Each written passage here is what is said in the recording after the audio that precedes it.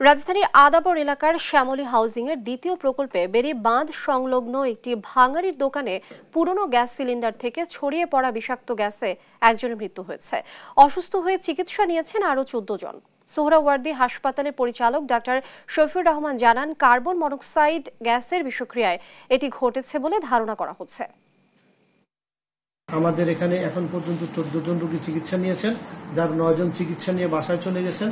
6 জন আমাদের এখানে ভর্তি আছেন। 6 জনের মধ্যে একজন আশঙ্কাজনক ছিল, কিন্তু মেডিসিন বিভাগের যিনি দায়িত্বে আছেন সহযোগী অধ্যাপক ডক্টর নন্দিতা পাল, উনি জানিয়েছেন এই রোগীকে পর্যাপ্ত অক্সিজেন এবং রেসপিরেটরি গ্যাস সাপ্লাই দিয়ে সেই রোগীটাকে রিস্টোরেশন অর্থাৎ পুনরুদ্ধার করা হয়েছে।